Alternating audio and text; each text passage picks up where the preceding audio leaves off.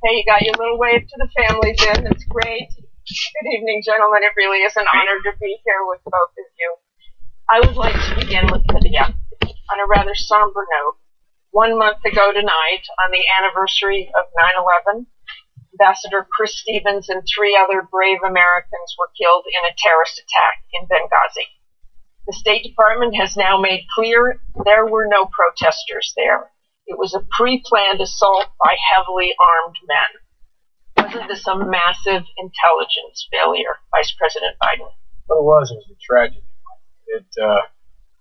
Chris Stevens was one of our best. Lost 3 other brave Americans. I can make absolutely 2 commitments to you and all the American people tonight. 1, we will find and bring to justice the men who did this.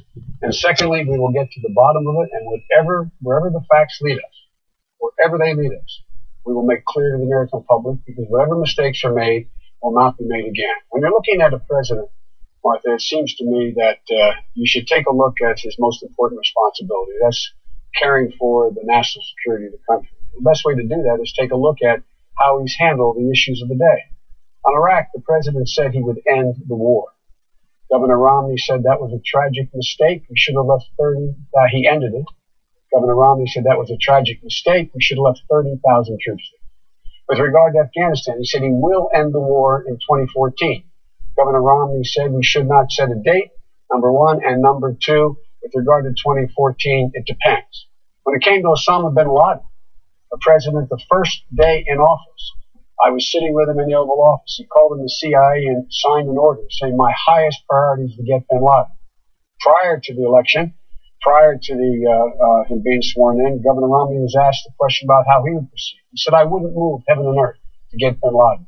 He didn't understand it was more than about taking a murderer off the battlefield. It was about restoring America's heart and letting terrorists around the world know, if you do harm to America, we will track you to the gates of hell if need be.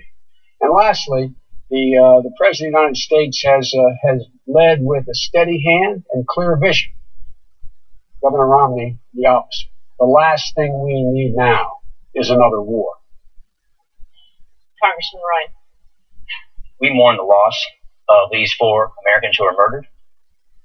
When you take a look at what has happened just in the last few weeks, they sent the UN ambassador out to say that this was because of a protest and a YouTube video.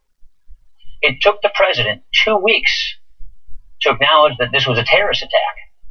He went to the UN, and in his speech at the UN, he said 6 times, he talked about the YouTube video. Look, if we are hit by terrorists, we're going to call it for what it is, a terrorist attack. Our ambassador in Paris has a Marine detachment guarding him. Shouldn't we have a Marine detachment guarding our ambassador in Benghazi, a place where we knew that there was an Al-Qaeda cell with arms? This is becoming more troubling by the day.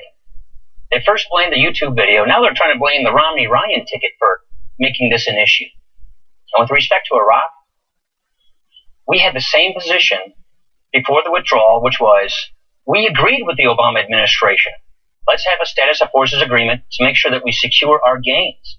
The vice president was put in charge of those negotiations by President Obama, and they failed to get the agreement. We don't have a status of forces agreement because they failed to get one. That's what we were talking about. And when it comes to our veterans, we owe them a great debt of gratitude for what they've done for us, including your son, Bo. But we also want to make sure that we don't lose the things we fought so hard to get.